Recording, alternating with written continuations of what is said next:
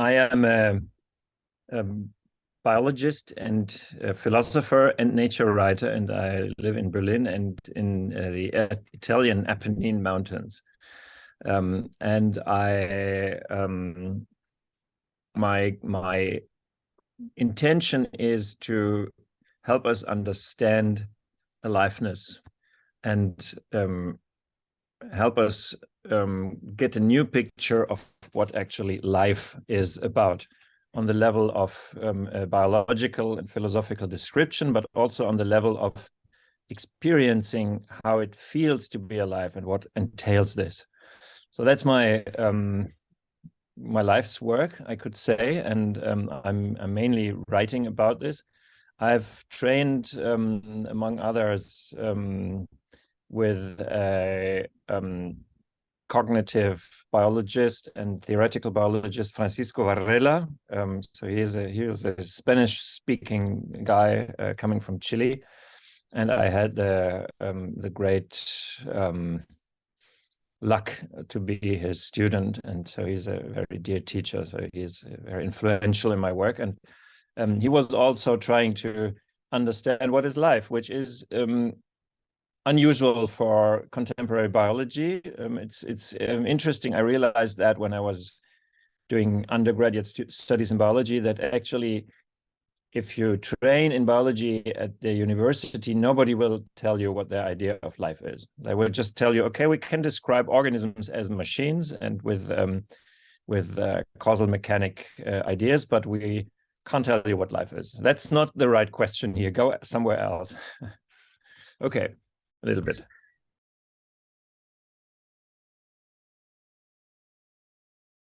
Yeah, I think I always had the interest for this subject. Already when I was very little, when I was a kid, I was friend to various animals, and I had these fascinations for some animals. I was obsessed by owls and by frogs and by bats. And so I had this very, very close connection to other than human living beings all the time, all my life. And I can't tell you when this started, because it started so early that I don't remember. And then I also experienced very early on the destruction of the lives of other than human beings. As I saw this happen, and as my father was a botanist, and he was engaged in environmental protection, so he showed me, and I was so I knew this from my early childhood, and it became a pain from early childhood, because there were these places I used to play and to roam, which then vanished and became a shopping mall or an intensive agricultural terrain. So I knew this all my life, and it has been the most pertinent driver to do what I do, because I wanted to really show others that we are connected to life at the core of our being, and we cannot ruin this without vanishing together with it. So that was really, really a profound motive.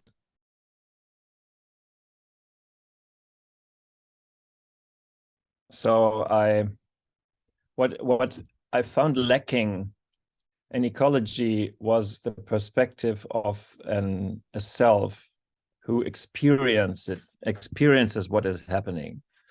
I found this first when I was a student, and I was required to shut off my experiencing self. So I couldn't experience nature or other beings, but I had to measure them and calculate them, and I needed to shut this off. So I found this was wrong, because it was part of my aliveness. So this should be part of the picture. And then I realized that this is also valid for other beings. So our idea that organisms are just things, very intricate things working like little machines, in my view, became, or during my studies, became more and more flawed. So, and I realized that actually every being is driven by the subject interest to unfold his or her aliveness. And if we look at this from this perspective, then everything alive isn't neutral at all.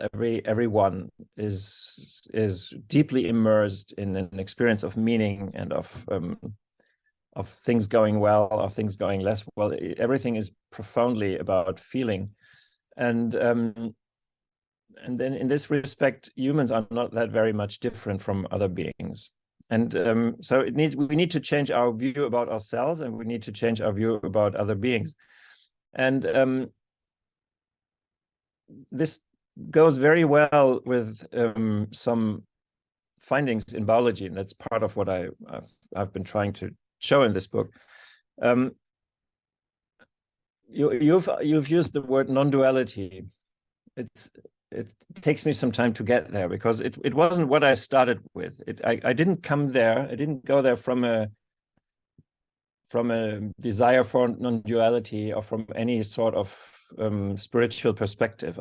I came there from the irrefutable perspective of my own experiential way of being alive, and from looking at how can we understand organisms. So it was actually very modest, but this brought me to the fact that, and now enters non-duality. This brought me to the fact, to the description that every material has this inner side of experience and this outer side of being organized in a body, and it is always together. It is never detached. You can't detach this. It's always together.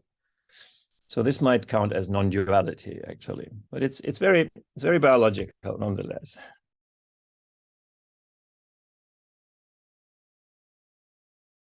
I'm talking about poetics or poetic viewpoint, because if living beings are experiencing their world according to what it means for them as selves, then everything is meaningful.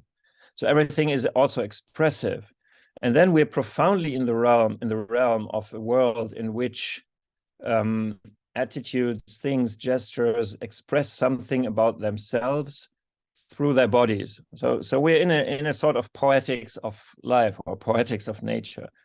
This is what brought me to the use of this term. And I'm sometimes I call what I'm doing biopoetics even. So that's one piece of this. So this goes very much into the direction of joining forces with that so far normally only that faculty of understanding and meaning and interpretation, which normally is reserved for humans. So for me, this is a part of the living world. So that's one side. And now you ask, but how is this related to my view that nature is not a capitalist market with efficiency and competition, but it is a huge commons of relating. And this goes, the things meet in the in how I view bodies come about. And I mean, for this, it's important to read the book, because it's difficult to describe this in a few sentences. But the interesting thing is that all these beings, us and all the other beings, we have this this desire for realizing ourselves as subjects. But we can do this only if we continuously share our bodies. So we need to eat, so we need others, and we need to breathe, and we breathe what others have breathed out, like we breathe what the trees breathe out, and we take it up and build it into our body. So actually, on the embodied level, on the level of objects, of parts of our bodies, this world is totally shared. It's a crazy sharing economy, and then I was realizing actually, you know, so we have this dimension of soul or experience only because these bodies want to exist, and they want to exist because they break down, because they are shared. So only because everything is shared, everything is felt through. But if everything is shared, it means that we don't have little object egos fighting one another. We have a huge commons of codependent creation, we could call it, reciprocal creation. And this is totally different from what the mainstream biology has been painting from the middle of the 19th century on. So actually, and I still think it's a great idea, and I still think it hasn't really been taken up as it should be. The idea that the biosphere is a commons. It's a commons in which every being participates, from which every being is fed, and to which every being needs to give, and ultimately will contribute with its whole body by dying. It's far-reaching. It's absolutely far-reaching. So if the biosphere is a commons, then every form of economic exchange, which is not participating in this commons, but is cutting off something and taking it and selling it, will ruin it, will destroy this commons of the biosphere. So from a biological standpoint, the capitalistic idea of little objects competing with one another is completely wrong. And if you pursue it, it will destroy the world as it is, because this always happens. If you have the wrong tool for something, you destroy it. If you have a hammer and you want to make a cake, you ruin it.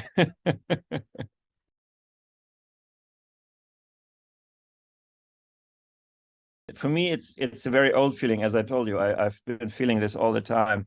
And I mean, if it's anxiety, it is always very much instructed by personal fear of losing nice things, which at the moment we're still enjoying. And so for me, this word is always a little bit too much from the egocentric perspective, actually. You know, what my predominant feeling is profound sadness about the disappearance of so many friends, of so many relatives, of so many beings with whom I share my perception and with whom I create my perceptions in beauty. Just to quote Plato, the Symposium, creating in beauty. That's what you need to do, actually. You do it if you live with other beings in togetherness, and you enjoy life. You enjoy being in this breathing planet, in this jewel of a blue marble in space. So for me, it's very much, my feeling is very much oriented towards the loss of the others. And I really profoundly grieve this. And it's actually horrible, because I cannot switch this off. I always see it. I have the eyes for it. I see the damage. Other people don't see it. They're not trained. They're not biologists. So they see, oh, it's nice and green. It's okay. And I see there's only one species. It's horrible. Okay, so it's less anxiety. It's more grief. But on the other hand, it's clear that I see profound changes already happening, which will completely transform our society together. The planet, the transformed planet, will transform our society. And I look at all the multi-crises of the moment from the perspective of ecological breakdown. So if we have a war, and in the center of the war is fossil fuel, then it has to do with ecological breakdown and climate breakdown. And if we have a pandemic, pandemics, which was actually which was expected from the specialists because of humans interfering too much with ecosystems, then it's also part of this. So I see actually we are already in the phase of ecological breakdown, and it's profoundly sad. Sadness, that's my feeling. Profound sadness.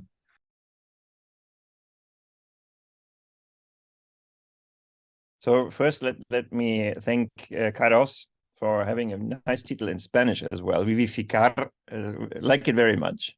Yes, it sounds very, very good here in Spain too. Yeah, and it's also, it sounds very good also in to my ear. I don't speak Spain so well, but I speak Italian very fluently. So it's a nice title, and it's difficult to translate the word.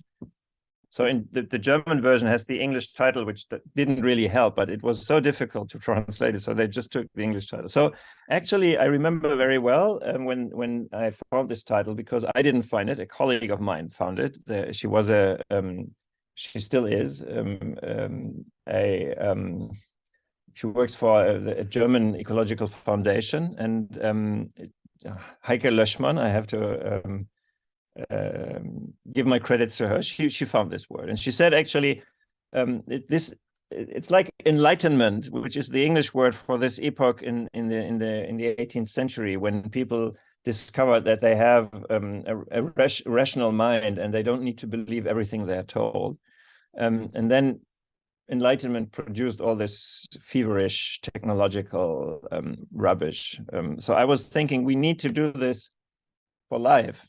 And then came enlivenment. So it's the discovery of the fact that we are alive. We're not just body machines, and we're not just rational minds. We're alive, and that means we are profoundly connected to all other living beings, and we are also profoundly feeling our aliveness, and we're feeling this connection. So the idea of this subjective feeling experience is very, very prominent in the idea of enlivenment. So we're in a living cosmos. This cosmos is full of life, and this cosmos is actually really, really profoundly desiring to produce life. Or we could even say life is something you cannot kill, or the desire for life. We can only help it, or we can somehow block it or hinder it. So it's truly, enlivenment is about discovering the cosmos as profoundly alive, and everything in it as well.